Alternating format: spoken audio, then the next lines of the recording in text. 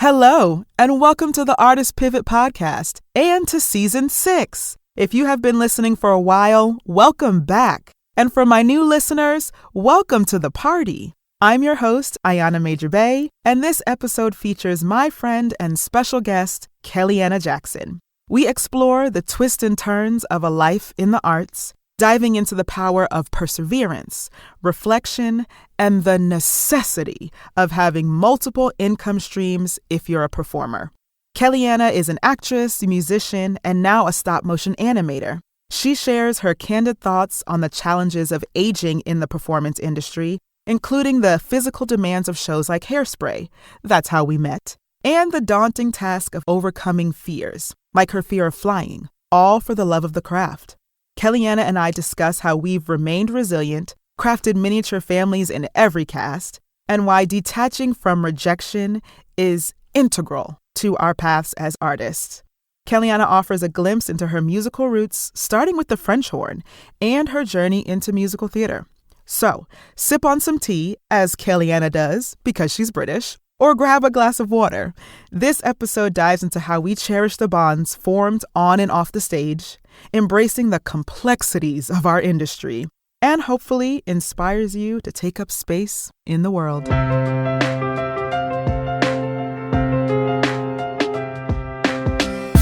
take a listen and let your inner artist play, creating your dreams step by step every day. If you're feeling lost and don't know what to do, always remember that you can pivot to the Artist Pivot. The Artist Pivot. Hello, and welcome to the Artist Pivot Podcast. I am your host, Kellianna Jay, a multi-hyphenated artist, and I am glad you are here. A couple housekeeping things before we get into the conversation. First, to keep up to date on all the things happening with the podcast, subscribe to the monthly newsletter at ayanabay.com/podcast. Second, to show your support for the show, you can get podcast merchandise at ayanabay.com/merch. And third, please make sure to subscribe, rate, and review this podcast wherever you listen to podcasts, and share this with at least one person. Enjoy the episode. We Audition is the video chat community where actors can audition, self-tape, rehearse, and get expert industry advice. Get instant self-tape readers through video chat, browse through the dedicated actor meditations, podcasts, and books, meet casting directors in the virtual green rooms, and also make money by becoming a reader for other actors. If you join We Audition and use code PIVOT, you will receive a 25% discount on your membership. Link in the show notes. All right, y'all. Today on the podcast, I am excited to say that joining me is Miss Kellianna Jay. And y'all, she's an actress, a stop-motion animator, and a beauty that I got to work with many moons ago in the show Hairspray. Y'all, welcome Kellianna. Thank you so much. Thank you so much for having me. You're so very welcome. You're very welcome. So I'm going to start with these two questions. Number one, how's your hydration levels? That's number one. Have you had enough water today? Number two, if I asked you, or rather texted you, hey, Kellianna, how you doing? How you feeling? But you can only respond to that text in emojis. What would you text me? Okay, so the first question. I need to drink more water. I need to drink more water. I have some tea right here on the side. I got my water. I'm British, so tea. Tea, of course. It's essential. Yes, yeah. Part of the gig. But I don't drink enough water, unfortunately, and I'm really trying. Mm-hmm. And I really want to buy one of those bottles that have like, okay, so 7 a.m., 8, the time, so I can just, but I'll get there. Okay. So yeah, the health thing is, it's work in progress. Mm-hmm. And the second question, emojis. If you were to ask me about my day-to-day, I would put a smiley face. Yeah. Not the one that's like, but the one that's like, yeah, the cute one, like the one that's like, yeah. Yes. And And also maybe like a celebration one, you know, the the one with the confetti. The confetti coming out of the Yes, because I did get some good news today, which I won't reveal at the moment, but I got some good news. So yeah, a little celebration one. And also maybe the tired is there a tired emoji? Like not the sleeping one. Oh no, not the sleeping. Is there a tired one like you gonna make hold on, I'm gonna pick up my phone. We're gonna find out right now if there's I feel like there is. And I think it looks like this. Wait, let me try and do the face. It's like a little. Oh, that's good. Yeah, like the furrowed brow. Yeah, that one because I've been working hard. I've been working so hard. So yeah, those 3 emojis were perfect for me. Girl, I'm tired. I got you. Yes. Yeah. Well, thank you so much for updating me on your hydration levels and that imaginary text. Thank you for asking and reminding me to drink water. Thank you. Right, I got my little water right here. Yes. Oh, I love the merch, by the way. Thank you. It looks amazing. Thanks. That's the wine tumbler. And the t-shirt as well. And the t-shirt I'm wearing, the pivoting artist, the definition of a pivoting artist. I love it. Thank you so much. Thank you. Thank you. Little self-promotion on my own show, you know. Absolutely. Shameless plug. Yes, but y'all, I'm so excited to have Kellianna on. Yes. Ooh, I'm excited. Yes. Oh, thank you so much for having me on. Of course. Yes. And so my first question to you is, how did you get started in musical theater? Because that's how we met. We did Hairspray together, y'all, and it was a wonderful time. We got to gallivant around the Mediterranean. Yes. We had many adventures in Italy, Spain, France. Beautiful time. Mediterranean. We did the crossing across the Atlantic. Ended up in Miami was the first dock on the first, when we got over to the other side, was it? I think.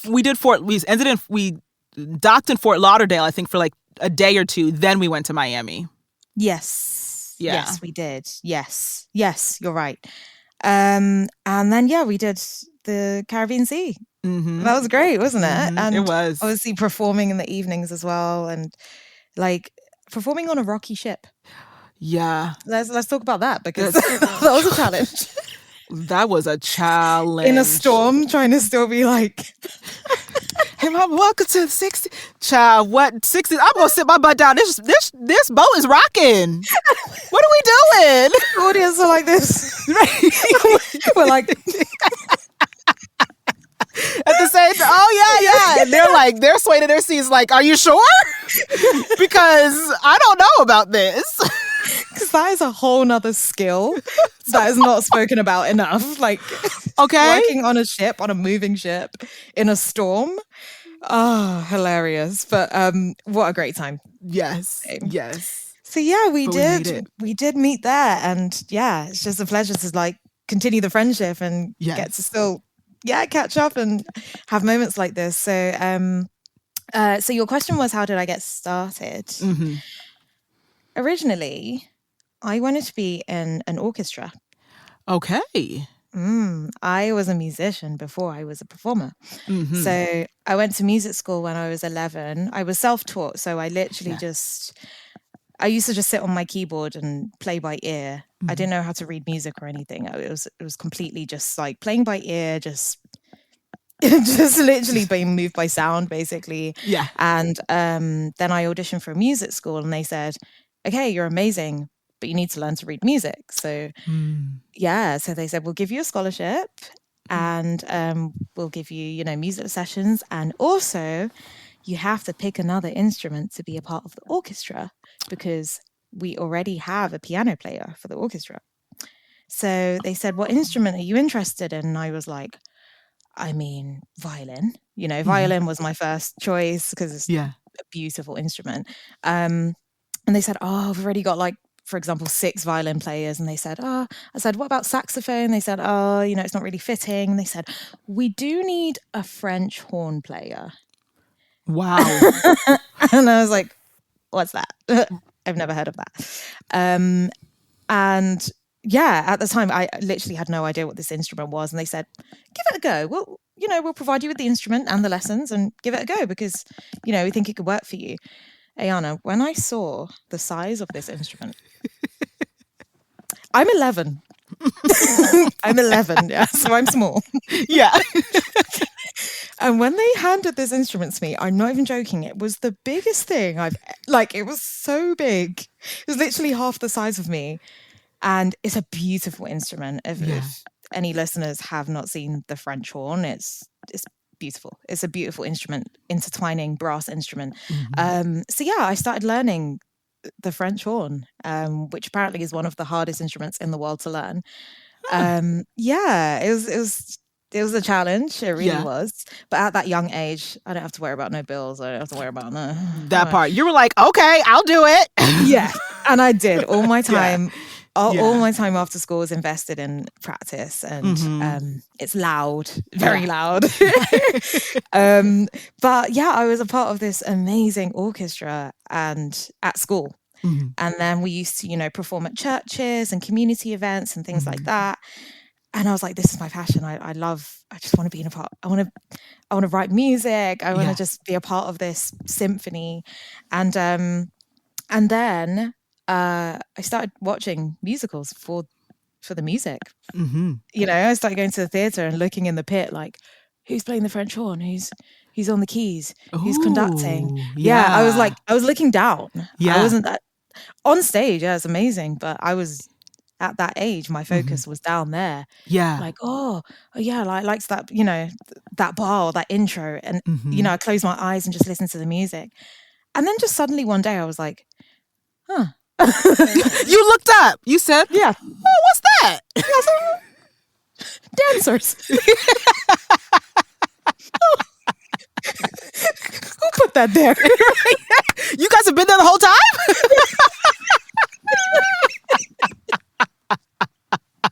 So that happened. Yeah.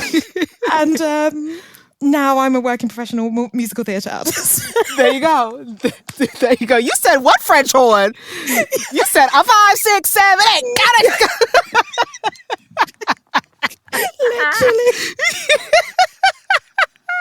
Literally, no, Ayana. Literally, it was like that. I was like, actually, right. I could do that. On second thought, let me do that. Yeah, literally. I'm still in the same show, but we just go transition from the pit to the stage. Just elevate a little bit. There you go. Yeah. So I just suddenly gained this love for like musical theatre, and then joined like a Saturday, like a Saturday children's musical theatre school. Yeah. And my first production with them was High School Musical. Okay. They did like a stage production at the time. High School Musical was hot. Like it was everyone knew about it. Yep. It was that show that that movie that everyone had watched. Yep. So yeah, it was like I saw it in the paper. Oh my God, I saw it in the papers. That's crazy. The newspaper. Like the news, yes. The actual newspaper, yes. The actual newspaper, and it was like auditions, High School Musical. Wow. And I was like, that's great. Wow. We don't do that. Do they still have ads in newspapers? I don't think. I don't think so. I mean, I remember seeing it like, in the US, our version of Backstage, like used to be a newspaper, like printed. Like when I was in college, still Backstage was printed as a newspaper. Now, no. Everything is online. Yeah. But yeah, I remember seeing it in the newspaper. I wish I kept that, man. Oh, yeah. And from that production, that's when I had my first feeling of being on stage, performing in a musical. Yeah. And then from then, applied for the Brit School, which is the only free performing arts school in the UK. Okay. And that I don't know if you know much about the Brit Awards ceremony that we have. Yeah, we have like a music award ceremony celebrating UK artists, and they funded our performing arts school. So totally free.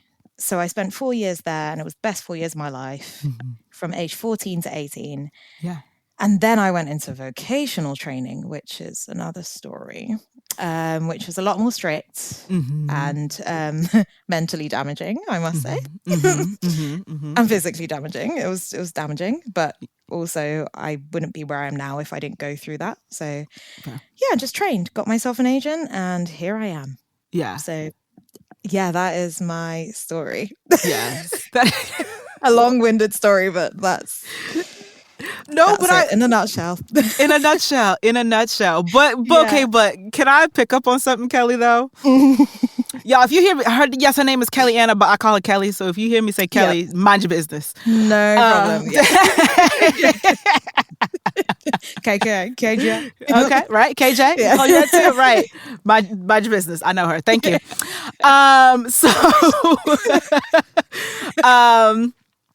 You as that like creative being was like, okay, well, I'm going to move from this instrument to this instrument. I don't even know what the French horn do, but like, okay, sure, I'll learn it. Why not? I had not a clue what this instrument was. No idea. But you were like, sure, idea. I'll do it. Okay. And then here comes the French horn player looking into the pit and was like, oh, I'm going to be there. Oh, I'm going to be there. And then you look up and go, oh, well, I'm going to be there. Yeah. I never really thought of it like that, actually, before telling the story. But that is literally what happened. It was me being sort of swayed and influenced. Yeah. And then just sort of going, oh, I want to give that a try and that a try. And, it was an interesting path. It really was. Yeah.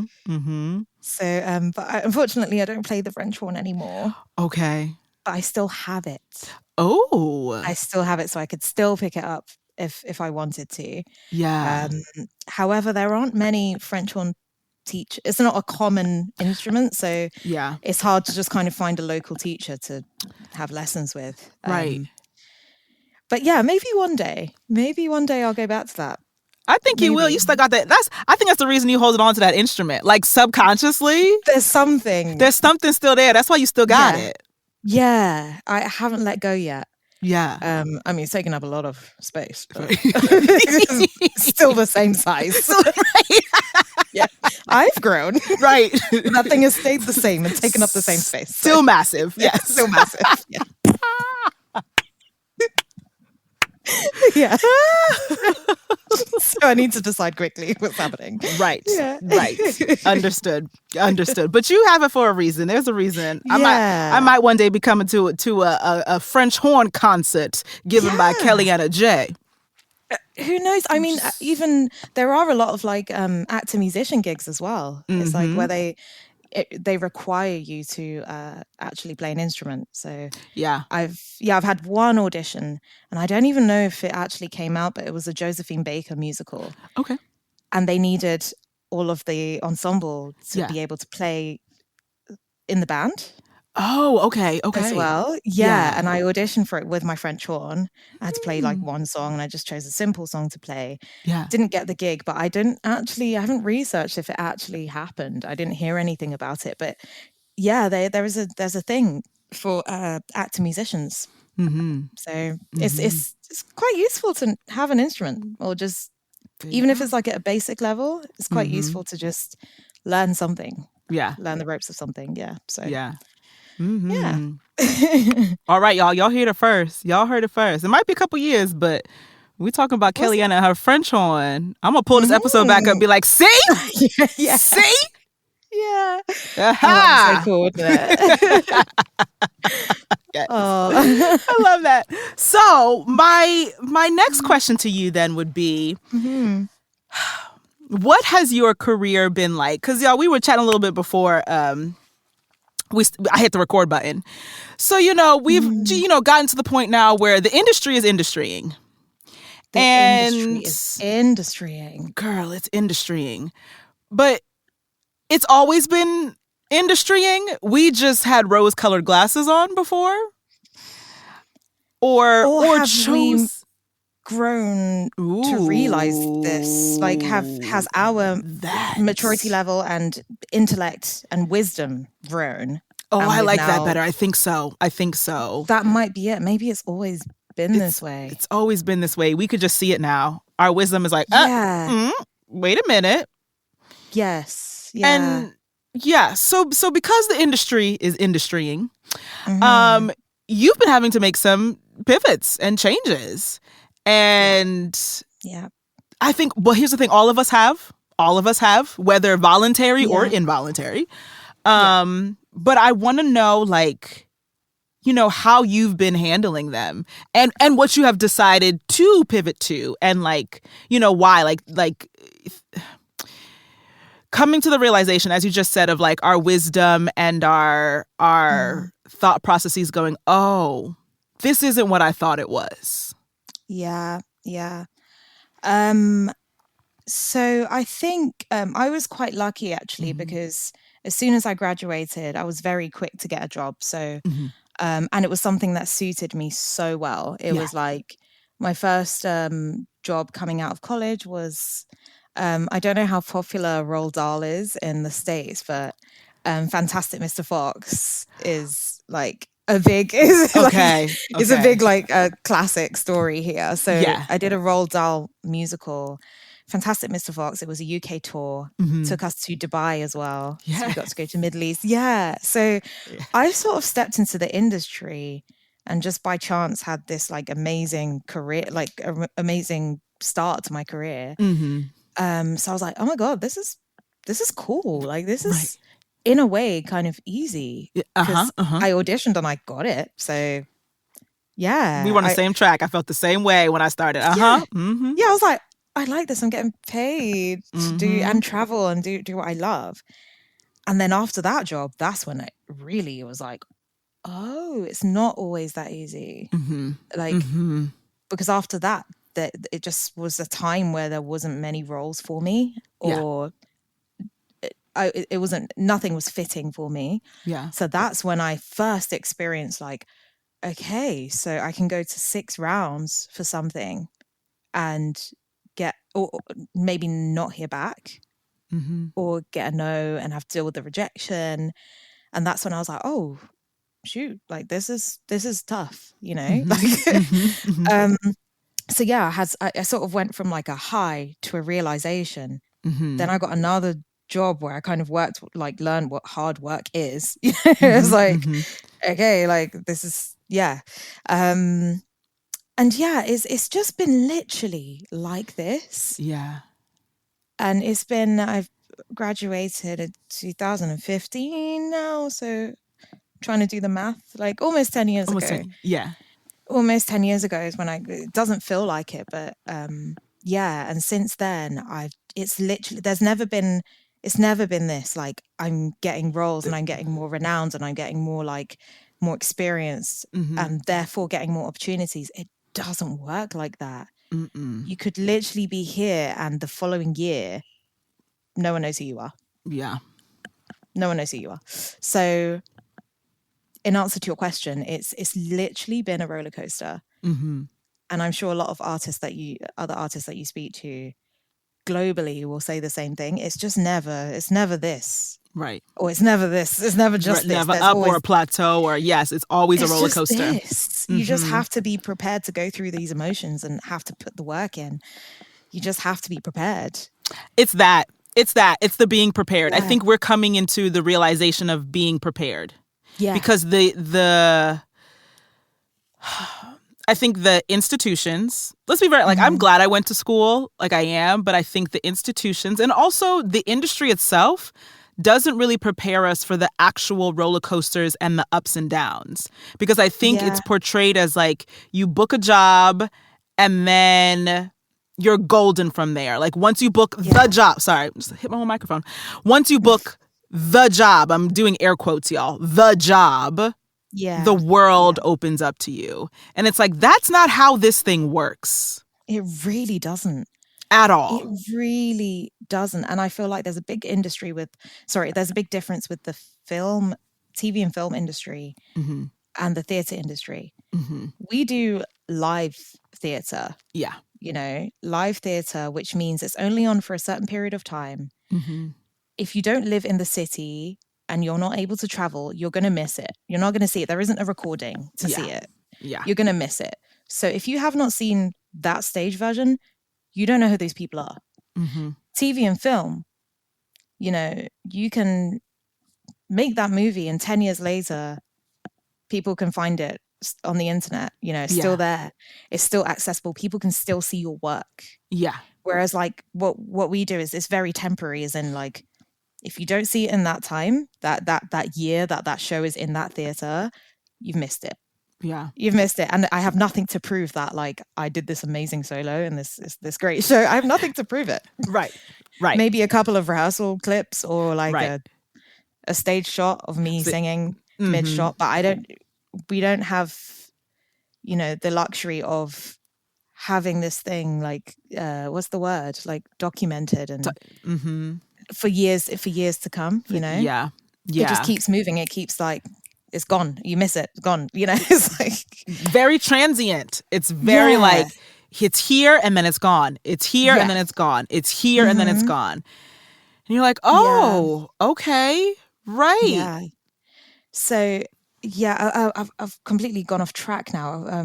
I've forgotten what the actual question. No, you're good. But it was basically how you were handling the roller coaster, or shall I say, are handling the roller coaster, and like, you know, how you're pivoting into, you know, doing your own thing now, like while still auditioning for other people's stuff, of course, but like how you're like, I gotta do my own thing now. Yeah. Well, a big inspiration for me is Lin-Manuel. Like, he said, I'm going to write a musical and I'm going to be the lead. Like, he's like, I'm going to play Hamilton. Like, that's going to be me. Right. And he made it happen. Like, he just wrote like, and it was very fitting. And now look at the success of Hamilton. Right. And it's like, what is stopping any of us from just going, no, I've had enough of this. I've had enough of like, you know, letting the casting directors dictate my life and my fate and, you know, and my finances. Because it's like, you know, if you've got bills to pay, there's a line of people that you depend on to be financially stable. Like if they say yes, you're good. Like you can pay your rent for a year or whatnot. Yeah. If they say no, you've got to like suddenly try and find something else. And you're very dependent on these few people, you know? Yeah. So it's kind of a thing of like, what is actually stopping us? It doesn't have to be the scale of writing your own show or your own TV program. It doesn't have to be on that scale. But what is stopping us from literally taking our fate and our, you know, creativity into our own hands and just making something happen? And that's exactly what I did, because I had so much rejection in the past like 2 years of my life. Yeah. Obviously, in general, we get more no's than yeses. We're not going to get everything. However, it was like, I can't even describe it. If you see my emails, like, unfortunately, it's a no. It's not happened this time. Sorry, we'll consider you for the future. It's a no. And it's like, these are all things that I've been in finals for, and I've done 6 rounds for some. It gets tiring. And then you also become desensitized to rejection. Yeah. You kind of expect it.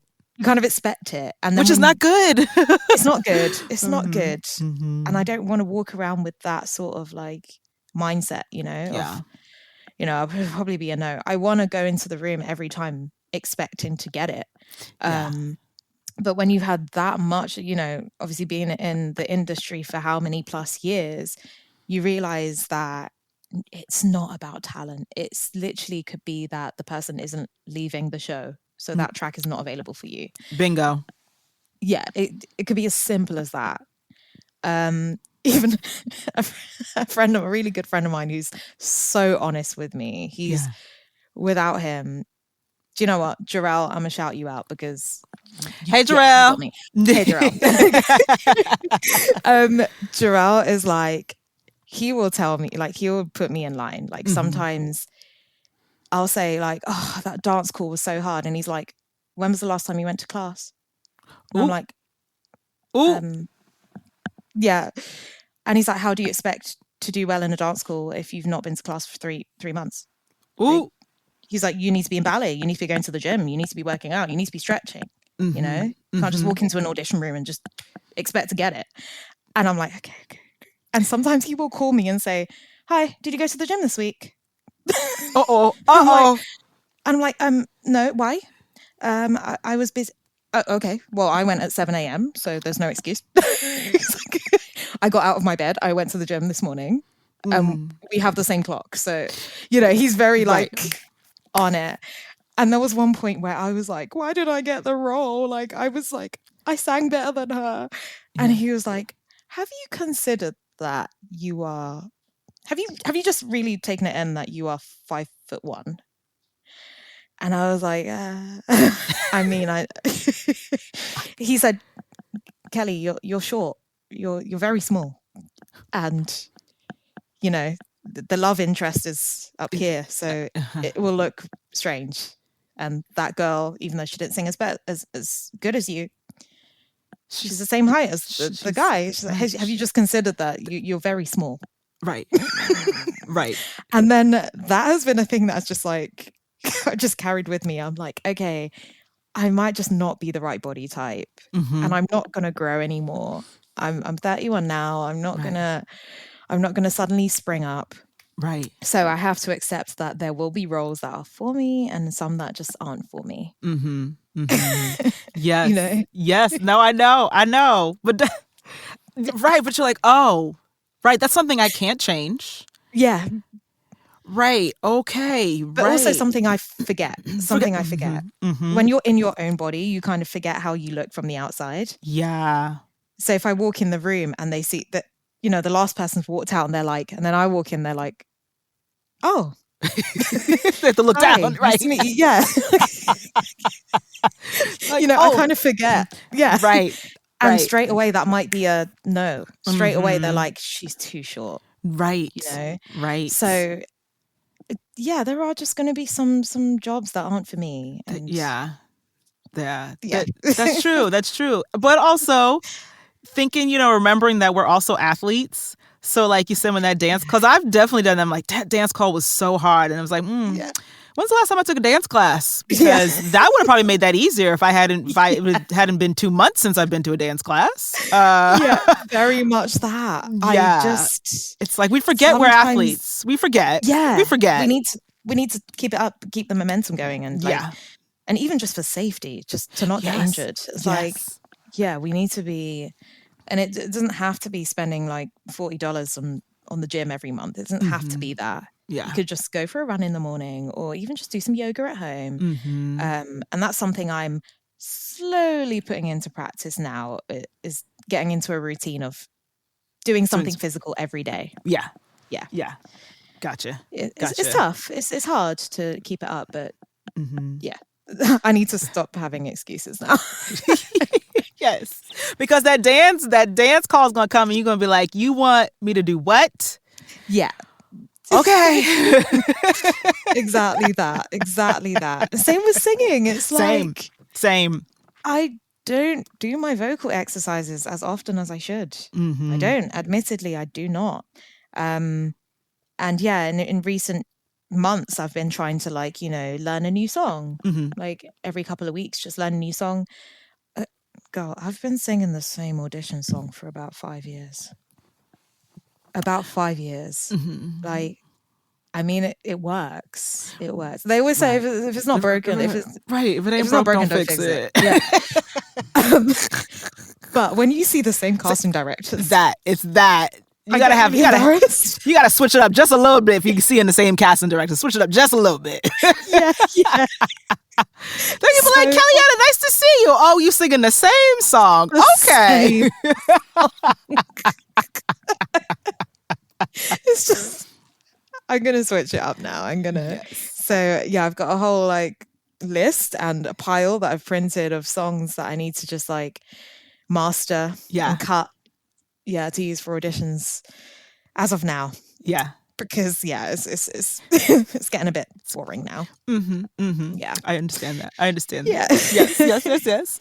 So in terms of, you now finding your own way and building your own way and Lin-Manuel Miranda being your inspiration for like creating your own stuff, you know, what is it that you have done to start moving yourself in that direction?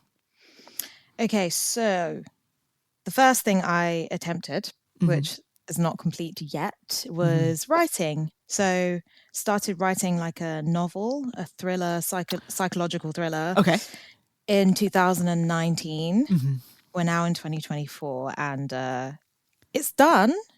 But I'm a perfectionist, so every time I read it, I just find something that I'm like, no, I'm not putting that out. I'm not happy with it, but I'm not going to rush it. I'm going to take my time, and when I'm happy with it, I'm going to find an editor and whatnot.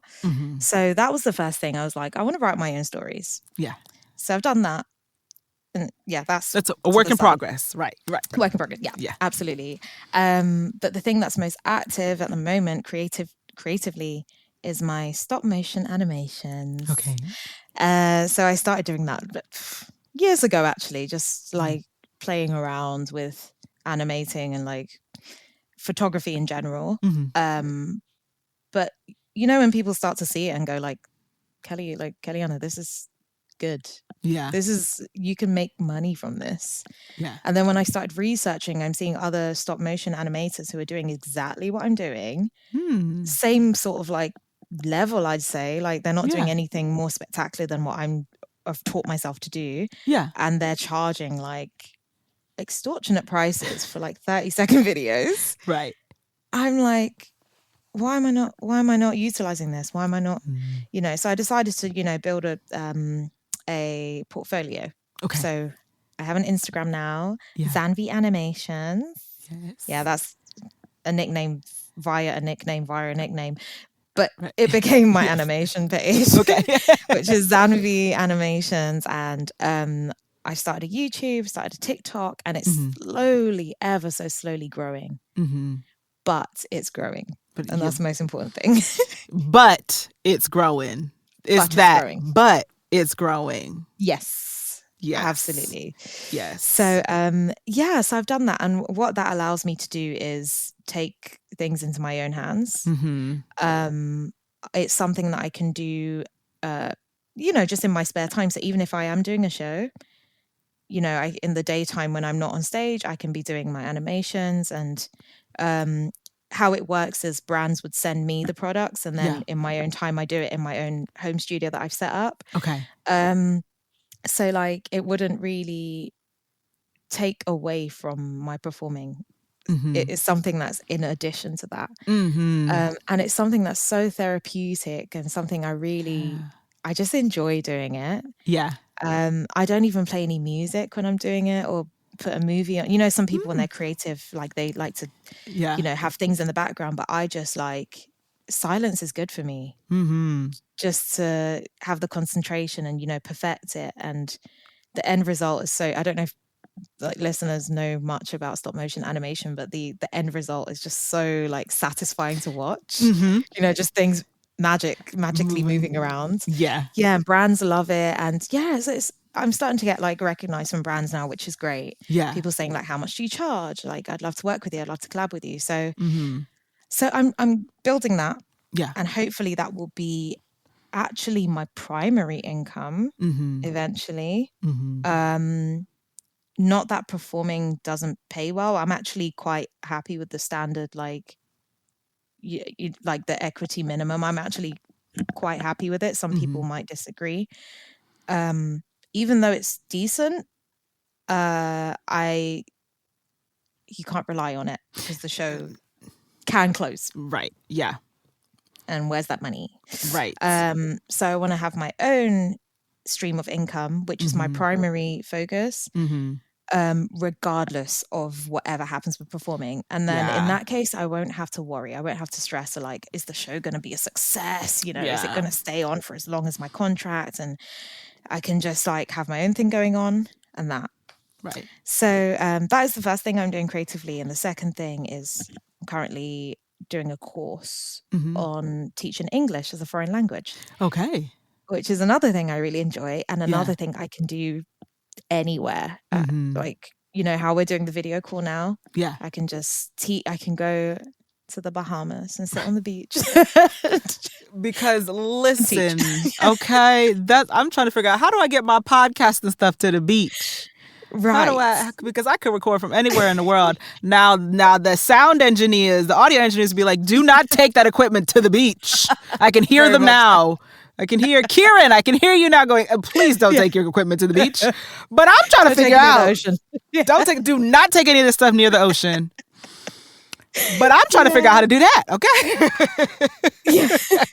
This is it. And I think, do you know what? I think it's so important that everyone has like a plan B of something they can, like a way they can earn money anywhere. Because one, if you like to travel for leisure anyway, it's just good to, like, say I went to South America for 3 months and I was like, oh, I need money. There needs to be something that I can go, oh, do you know what? Let me just go online and get a bit of, I feel like even if it's a, voice work, things like that as well, which I haven't really got on board with, which I'm very much interested in. I know you're you're very active with your voice work. So things like that. It's just such a good idea to just have something that you can do and earn money anywhere in the world. Yeah. Agreed. Because even though I'm doing my animations, I have my studio situated in one place. So when I'm away, yes, I can do it in another setting, but it's difficult. I have to bring equipment with me and all of this. But so I'm just trying to have multiple streams so I'm not so dependent on that job and booking that thing. Because that's where the disappointment lies. It's like you build the stream of like, okay, I'm going to have, you're sent like the you start budgeting how much it is. Yeah, you didn't book the job yet, but you start budgeting. That's my calculator. Minus the carry to 1, divide by 3. Ooh, multiply by 5. Oh, how much is okay? Right. And I'm like, let me just take out the agent fees to see how much I'm actually getting. Right. Yeah. Take out, and then I'll take out the taxes. Okay, great. Oh, that's okay. That's how much I'm gonna get. Okay. Yeah. And I'm like, okay. And then when you get the no, and you're like, okay, so that money just doesn't exist anymore. Like, just doesn't. But that feeling that you get when, like, that disappointment, I get it less now because I've got so much else going on. And I just really encourage, like, other artists to, and I know not everyone has that creative flair. I know that. But it doesn't have to be a creative flair. It could be an intellectual flair. It could be it could be something that you can teach, like just a skill you have or knowledge that you can spread. You can make TikToks, you can make YouTube, you can just, whatever else you have going on, utilize it. Utilize it. Don't put it to waste. Because the industry is not the end. It's not just, there's so much more. And you are so much more, That. I've blabbered on for so long about this, but in a nutshell, I just encourage people to utilize every part of them. Absolutely, because I think that helps, like, in realizing that there's only so much that you can pull from the industry and pull from depending on other people to hire you. And it's like, yes, you do want that, because especially on stage, you want to be in shows, you want to be cast in a show, or you want to be cast in a movie and a film. But also it's that dependency. It's like, you don't know. And so how can you take your other talents that you have and build something for yourself? And like you said, it doesn't even have to be creative or necessarily artistic. It could be, oh, I'm going to go teach somewhere, or I'm going to work for a tech company, like, or I'm going to be an accountant, or like whatever, like, you're good with. It's creating something for yourself. With an asterisk, I say this, creating something for yourself that doesn't feel like you're giving up.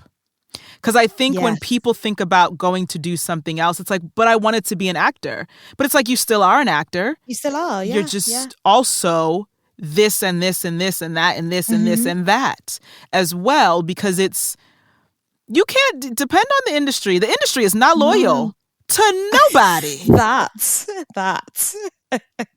It is It is loyal not. to It's no not one. loyal. It's not loyal. So you have to be It's loyal to not. yourself. Absolutely. Absolutely. And we're in life is harder. It's getting harder. It's getting more expensive. Mm-hmm. More people are in the industry now, so there's more Mm-hmm. competition, and there's like people that are still in the industry like generations above us Yeah. who are, it's like the new generation's coming in, the old generation are like, no, we're not leaving, and Right. there's this collaboration of people that are like all trying to do the same thing. Mm-hmm. Like, it's not like there's an age where people retire from the industry. Right. Like, they're still there. Yep. Yep. Like, I still see like people, like older people going up for similar roles that I'm going for, and it's up to the casting director what they want to go with. Yeah. But that's the thing, it's getting harder. There's more competition, and I'm not gonna lie, I'm getting a bit threatened by these graduates because Mm-hmm. they're good. Yeah. No, they're good. Maybe the training, I don't know, the training's improved or something, but like, Mm-hmm. I go in the audition room now and I'm like scared. Like, Mm. yeah, so some of these young girls, like their legs are up here. They look But good. my leg was never up there, though. Like, if Yeah. I'm being honest, my leg was never up here touching my face. It was never there. Mine wasn't either, to be honest with you. That's honest. So I'm not. Yeah. Oh, you could do that. Good for you, honey. Because my leg was never up there. Yeah. Mine wasn't there either, but I do have that excuse now where I can go, I used to be able to do that. Oh, back in my day. Back in my day. I'm Back old in now. my day. Right. We are only in our 30s. We can't even say back in my day yet. know. But I feel like know. I gotta say back in my day. I know. I mean, to be fair though, like yeah, we've been working. Like Mm-hmm. yeah. Mm-hmm. To be fair, like I know it could be 10, 15 years or whatnot. Like it just feels like a lifetime. I feel like I've been doing this my whole life. Yeah. You get so consumed in it. Yes. And you also meet so many people, like, how many like miniature families do we have? Even our little like Hairspray family, Yes. who we still keep in touch with. We still have that bond and that love. Yes. And yeah, that's an amazing way to put that, Kelly. I've never heard that. These miniature, but we literally have miniature families, especially because our contract was a year long. So like we do away have from home. away from home. Yeah. Like really, like I've been doing this for what, 16 years now? I got a lot of miniature families. A lot. Yeah. This is what I mean. And that's what's so beautiful about it. Is like, and then ending up like working with someone again for a second time. And then you've got that bond already. And like, it's really a beautiful like experience to just be in the creative industry in general, whether it's film and TV, theatre, dance, music, like you end up connecting. And, and I don't feel like any other industry, I don't know, correct me if I'm wrong, but I feel like it's a special thing in our community, It is. Like, it is a special thing. And I think that's what keeps us coming back. Like, as you spoke, I just had an epiphany. I was like, why do we keep doing this? Because it's like the industry isn't loyal. The industry be industrying. But then we still come back. Yeah, we still And I come think back. it's for that, Kelly, what you just said of this, like, we make miniature families and it's so beautiful. And we get to be in this creative space and this creative environment with people who think like us and like, it's beautiful. That's why we keep coming back. Like, that's why we endure all of this crap. Because when we get to that miniature family, that cast, we're like, this is why I keep coming back. And do you know what? I do think that casting directors also think about how the cast will bond as well. Yeah. I think when they select people, they kind of, because I've been in casts that are like, we're all just like, batshit crazy, and that's just a crazy cast. And then I've been in casts where everyone just keeps themselves and everyone's just, we still have that bond, but everyone goes home to their own place at digs or whatever. Yeah. I've been in other casts where like people are just like hardworking and blah blah. Everyone has different flair, but I'm like, why do we all kind of still have this? It still works. Yeah. I don't know, and I'm like, maybe casting teams. I would love to be on the panel one day. I would really love to hear what happens, or just be a fly on the wall. Actually, that'll be more fun. Yeah. More fun. Yeah. That'd be more fun. Spy. Yeah. No. Yeah. Peeping. Just to know like what they discuss, because it just so happens that like every family has been a different frequency. Yes. Different frequency, different dynamic. Sometimes they work, sometimes they don't. Yeah, sometimes they don't. Yeah, sometimes they don't. But it's been rare for me that they don't work. I've experienced them not, but it's been rare.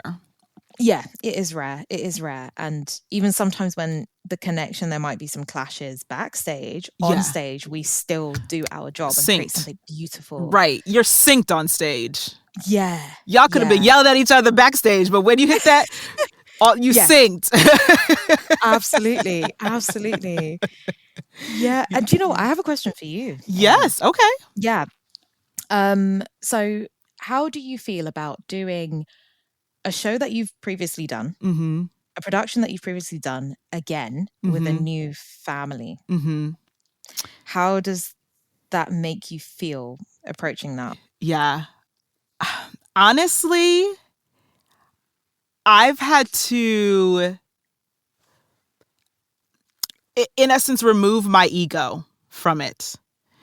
And I say that because I've done Hairspray 6 times now.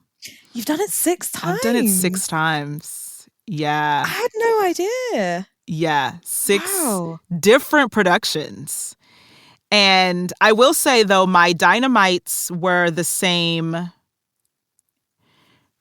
for my motor mouth was the same for 2 of them. And then my dynamites were the same. No, for 1. She was in the first one and the second one. So I had a couple dynamites crossover, like overlapping with a couple dynamites. Yeah. But for me, it was, I had to learn to remove my ego, meaning, well, in the last production we did this. And I'd have to go, you're not in that production, Ayanna. You're in a new production with a new family. And like, I think by the time I got to the 3rd one, I was like, wipe the slate clean. Yes, you know the show. Yes, you know the vocals. Cool, good, great. I'm happy for you. The musical director could put you on another line. You could not be the soprano. You could now be the alto. And also, you're getting new choreography. You're getting new dynamites. Like you're the 3 of you are going to be different. And so over time, especially with that show, I had to go, Ayanna, wipe the slate clean. Like hold on to the memory that you had with your previous Hairspray family. Yeah. And now you're about to enter a new one. So wipe the slate clean. Yeah. Yeah. That's really interesting. And also because I've never experienced it. I've never I've never been in another production of the show I've previously done. Yeah. I almost was. I mean, I had a Hairspray audition recently, actually, for the UK tour. Yeah. Haven't heard anything back. Should probably chase that up. Haven't heard anything. But even the choreography, like, I don't know why I was comparing. Not out in the open or publicly, but I was like, in my head, I was thinking like, oh, this is different. Oh, I prefer how I did it before. Like, oh, I prefer, like, oh, I like this better. Or, and there was that thing of like comparing. And I'm like, they're 2 different productions. Yes. 2 completely different countries. Yes. 2 different choreographers, 2 different directors. Like, it's not going to be the same. And you have to like let go of that. Yeah. But then I don't know how I would have felt being with a new family doing the same production. Yeah. I don't know. I don't know. It's weird. It is weird, but it's taking that, it's holding on to the memories you made with the previous family and going, just because I'm doing another production doesn't negate the bonds that I have with this previous like Hairspray family. If we'll take that show, for example, like it doesn't negate that. That was special. We did our production for, whatever it was, 8 weeks. Yeah. We bonded and then we all left. We all dispersed. It's gone. Yeah. But now I'm in a new one. And so it's that like, don't negate it. And I think that doing Hairspray so many times, I think helped me with other productions because I've done Little Shop of Horrors twice. I've done Dreamgirls twice. I'd love to do that show. Oh, it's so good. Little Shop is it's so good. But again, I had to go, different people, Ayana. You have to check your ego at the door. Well, I didn't do this last time. Nobody cares about what you did last time. Nobody cares. This is not last time. This is a new show. And so going, hey, don't negate what you did before. Don't invalidate what you did before. What you did before still has meaning and value. But now you're in a different production with different people. So what can you learn from them? Yeah. Absolutely. Absolutely.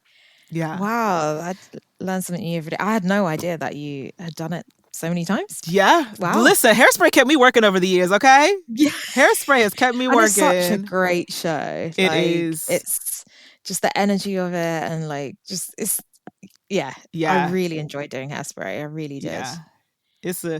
Now I don't know if my knees can take that show now, but I talked to my agent. I said, I mean, I'm not gonna say never again to Hairspray, but have I aged into motor mouth yet? I was like, I know I'm not the size a motor mouth needs to be.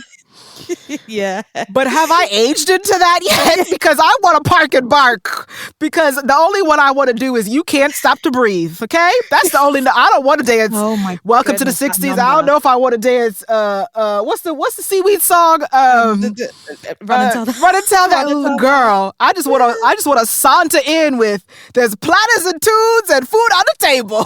What else can you expect from Miss Motormouth, baby? That's what I want to do. That's what I want. That is now my ministry. Like, yes, I could be a dynamite, but do I want to be? This is it. It's like, and you know what's so funny? It's like us. We take a while to age. We take a while to age. Yeah. So, which is a blessing. Yes, it's a blessing. But when your body is aging, but your face isn't aging. And when you're going for castings for the face, the body's not matching. The knees and the face don't match. Yeah. Because you were like, could you play a 25-year-old? I probably could if I styled my hair right, yes. But knees is about to be 37. No. So you want me to do what? A squat and where? In second position and then do what? This is it. Like, and I'm finding that now. I'm like, you know, I'm lucky that, you know, I've not aged much in the past 10 years. You know, I still have a very young face. Yeah. So I could play a teenager. Yeah. But can I dance a teenager? Right. This is the question. Probably not. This is the question. Okay. I feel so yeah, I'm going through that change right now as well. Yep, because I feel like this. I can't remember who posted it, but it was someone from the original Hairspray cast on Broadway, like original. And I think they're all now in their 40s. And someone posted like, okay, the original Hairspray cast, or not a cast, I think it was specifically the Nicest Kids, did like, they got all of them together and they did the routine, the Nicest Kids routine. And then afterwards they were all like out of breath. Some had to sit down, some were laying on the floor. They were like, that ain't our ministry anymore. Yeah. Oh, that's so beautiful. They had a reunion though. They had a reunion to do the routine and then they were like, oh. Yeah. Oh. We used to do that 8 times a week. Yeah, that show is a marathon. And I feel like any production of that, yes, You Can't Stop the Beat, is like, it's tough. It's like, because the music doesn't stop. It doesn't stop and it's fast. So no matter what you choreograph to that song, it's tough. It's same tough. With Nicest Kids, same with Run and Tell That. It just doesn't stop. It doesn't stop. So. It doesn't stop. And y'all, even with our production, like, it's a marathon in general, and then we flew. Yeah. They added flying to our production. Remember that, Kelly? We were in 2-point harnesses coming up the sky. You know what? Not that I forgot that. But in this conversation, I forgot that. Girl, they had us coming up the sky. We were the bells, and I could hear the bells. I could hear the bells. We were the Dynabells. We were the Dynabells before the Dynamites. I can hear the bells. Ding, ding, ding, ding. we came down. You were ding number 3. I right? was ding number 3. I was ding number 2. Yep. Macy was ding number 1. And do you know what? I'll never forget in that process as well was remember I was terrified of flying. Yeah. Because you were supposed to be, because you were like the main dynamite. You were supposed to be, you were the lead dynamite in the middle. Yes. But we had different harnesses. Yep. And remember, I had a fear of I think your harness, the 2 on the outside were like moving harnesses. Oh yes. And the one in the middle was solid. Is a stable, yes, because I think we had 2-point rotating, and then I think yours was just the solid, yes, in the middle. Yeah. Which is why we ended up swapping. Yeah. And I remember I actually went to our director at the time and I was like, okay, I'm still terrified. I know we've been practicing this and in the studio, and I didn't even know I had a fear of heights before this contract. I had no idea. Like, I don't know, you know that feeling when you go down, your stomach just goes like, ooh, yep. Yeah. Yes. Yeah. Yes. So I had that, and it was every time, it just never got easier. Yeah. And I remember that he was sort of like, we won't force you to do it. But if you don't, it will, it will change the whole show. Yeah. Like, the show won't be the same. Right. We would have lost millions, Yes. I mean, we would have wasted so much money. But you don't have to. You don't have to. But it will ruin the show if you don't. You were like, I guess I'm doing it. I guess I'll hook me up. To your rigger. Okay, come Hoist on. me up. Put me up there. Hook it in then. Hook it in. Hook in my harness. Thanks. I'll just fly. It literally was that conversation, and but we did it. We did it, and I'm still scared of heights. It didn't change anything. Right. It didn't change anything, but I put it on my CV now. Hello. I've done aerial flying. Okay, it's on my little resume too. I've done some aerial 2-point harness. You're welcome. So I'm grateful for that experience, but they did go all out, didn't they? Oh, all out. Yeah, all out. We came up from the pit for Run and Tell That. All of us and the set pieces came up from the pit. We up from the pit because we could. That's why we did, because we could, and they did. They had the budget. They utilized the budget, right? And so that's why. Yeah, because they could. So we did. Oh my goodness. We came down from the sky. We came up from the floor. Because they could. Forgot how technical that show was. Oh, it was so technical. I remember when sometimes it stopped. And because it was so technical, we had to climb out and leave the stage like because Michael everything, Thriller. like literally like Michael Jackson Thriller. I think that was when I was on for Motormouth, was when y'all had to climb out. Because I remember watching that from backstage. I was like, oh, we're having a time. We're having a time, friends. Oh my goodness. I remember that show. I remember that show. Yeah, because I remember us like having to make the decision while still singing and dancing and looking, literally we made that decision with our eyes. Literally, we're like, ooh.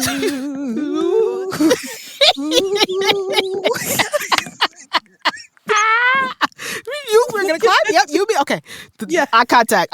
We go climb out the pit. Okay, we're climbing out the pit. Okay, literally, and that's another thing I love about what we do is like the way we have to communicate without saying a word. Yeah, the way we there are so many times on stage where you want to say something and you just say it with just this. Yep, your eyebrows, your eyes, a wink, a smile, a head tilt. Just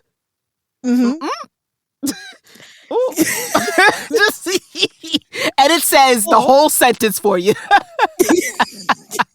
Literally. Or when someone forgets their line and you give them the line with the eyes, you're like and they're like, oh, it's my turn. I forgive thee. Okay, right, okay. Yeah. You're like, why are they looking at me? Like, oh, my line. It is brilliant, isn't it? Like, it's really incredible what we do. It really is. It is. Oh gosh. This is why we come back, Kelly. Yes. This is why we wade through the going. madness. This is why. This is why. Oh. So my last question to you would be,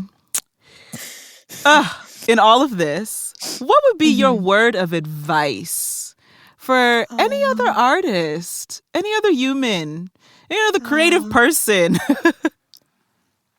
Yeah. Firstly, take it with a pinch of salt. Do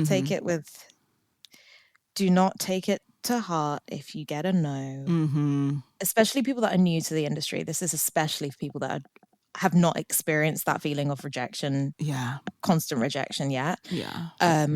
Like I said, it's not always about how well you did. You know, sometimes it is. Sometimes there are improvements that need to be made, and then they will give you notes according to that. And say, you know, for next time, you know, or your vocal range wasn't, you know, high enough, or you know, you'll get those notes. But when you don't get any notes on performance, it is just to do with logistics. Who's leaving the show, who's fitting for the other people in the show. You don't fit the costume. You don't fit the costume. It's just things like that. You just have to completely detach it with your own self-worth. Yes. Ooh, yes. It's nothing. Yeah. It's not to do with how well I did. And there was even a time where I kept adapting. I kept like, okay, I'm going to lose weight because I want to be in that show. And like, you know, and, you know, I'm going to keep my weight because I want to be in that show, you know? And I kept adapting, and it's not good for your mental health, man. It's not healthy. It's not healthy. And at the start, I was doing that. I was doing that. And now I've learned to literally just be the person that's I'm comfortable being, and it will come to me. It will come to me. But that is also, you know, for anyone out there who's listening, who has had the training, similar training to what I've had, I'm hoping it's improved by now. But I was at a dance college that I used to get weighed every week and measured every week. I used to have to write a diet plan or put on a diet plan. And honey, I was the same size I am right now, if not smaller. Like, I've never been excessively big or unhealthily big. I've never been obese. I've just been an average size.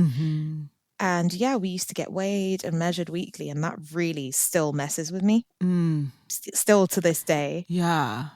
I'm like watching, you know, like thinking carefully about what I eat, and it's really damaging. So I'm still trying to unlearn that. You know, like that was kind of like a trigger for me. So trauma, not trigger, sorry, the word is trauma. Both. I mean, trauma and trigger, like, and trigger, both. So basically that brings me to say, not my second point of advice is like, don't change yourself.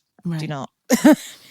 Be who you are, and the job will come to you, and you will fit the perfect role when in divine timing, when it's right for you. God's timing. That's it. Like, God's timing it is what's meant for you is meant for you, and that's hard. That is a hard thing to stand on. But when you have proof, when you look back and you have proof that what's meant for you is meant for you and it will not pass you by, you're like, okay, I keep going. I could keep going. Absolutely. It's that moment where you realize why something didn't work out before. Ooh, yes. You know that moment where you go, that's why I didn't book that job. Because I booked this one. I was supposed to be here instead of there. But that whole time I'm over here fretting that I wasn't over there when I was supposed to be here in the first place. Right. But until that happens, it's so hard to believe that something better is coming. It's so hard to believe it. But like, you and I and multiple other artists have experienced that moment, that feeling of going, right, this feels right. Not that. Yes. Multiple times. Multiple times in my life, I've felt that. And that, right, like you said, like, But I think that's it, like, you know, seeing how far you've come, seeing how far you've progressed, and that look back of like, no, just remember when it did work out. Remember when you said, oh, this feels right. This is where I'm supposed to be. Yeah. So that it can keep you going. Because it's going to happen again. Yeah. So, yeah, I actually get a bit emotional thinking about it. Because I'm like, I've just had so many of those moments where I'm like, wow, I was really down about that, not getting that job. And then when something else comes through, and sometimes it's not even a job, sometimes it's a life experience. Yeah. Or even meeting someone that you would never have met if you'd taken that job. Someone who's changed your life, like. Woo! Because I've literally had that too. Yeah. Oh, yes. You're like, wow. You're like, if I was over there, I would never have. This path wouldn't have, you know. Girl. So you just have to trust in whatever and whoever you believe in. You just have to trust in that because it's So I think those are my most important points. And I hope it encourages anyone out there that's like feeling a bit down at the moment about how the industry is going, because it's really, really tough. Like, we can talk hours on the struggles of this industry. It's not easy at all. Yeah.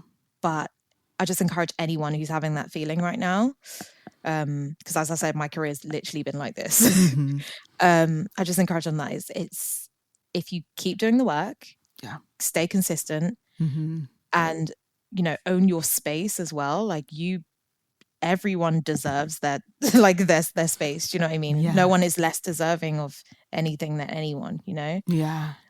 So yeah, just owning that and just staying consistent. You can't fail. Yeah. You can't fail. Like you will win if you just keep, do you know what I mean? Yes. Like, yes. Yeah. It's just what you will do is fail if you give up. That's a definite. That's a definite. If you give up, you're gonna fail. Right. So yeah. That's it. Just gotta keep going. Keep going. Keep going, y'all. Keep going. Keep Kelly. Going. Kelly, thank you for sharing.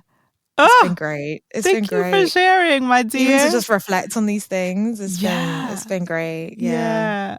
Oh, so 2 things before I let you go. Number 1, where can everybody find you out here on the internet streets? So I am on Instagram, that I use for like my performing, and it's quite stagey. It's a stagey page. Yes. So my @ is that what they call it? Yeah, the @ symbol. The @ yeah. My @ is actually Zanvox, and that came from like a name that I used when I was doing like vocal stuff, which was Xanadu, which I don't use anymore, but I've still stuck with that nickname. Okay. So it's Zanvox, meaning vocals. Okay. Yeah. But if you type in Kellianna, it will come up as well. Okay. Sounds good. I will put it in the show notes. So don't worry, y'all. You can click on it. It'll be in the show notes. So you have easy access. And then I must say to you that I acknowledge you, I celebrate you, and I uplift you. Oh, that means so much. That means so much, Ayana. And honestly, feelings are mutual. I'm so proud that, you know, you've created this platform. Like you're just doing your thing, and like we said, utilizing that other creative flair that you have, and sharing it, and also bringing us in to share as well, and just doing this exchange thing. And like, I'm so proud of you. And this I just can't wait to see like how this grows over the years. And as I said, consistency is key. So I've really enjoyed this. I really have. Oh, thank you. I appreciate you, and I'm so proud of you. Oh, thank you, sis. I appreciate you too. Thank you so much. I accept those words. Thank you, thank you, thank you. Thank you. You're welcome. You're welcome. Oh. This podcast is produced by Ayana Major Bay. Editor is Kieran Niement. Theme song lyrics written by Ayana Major-Bay and Melissa Victor, with performance by Ayana Major-Bay. Please make sure to subscribe, rate, and review this podcast wherever you listen to podcasts.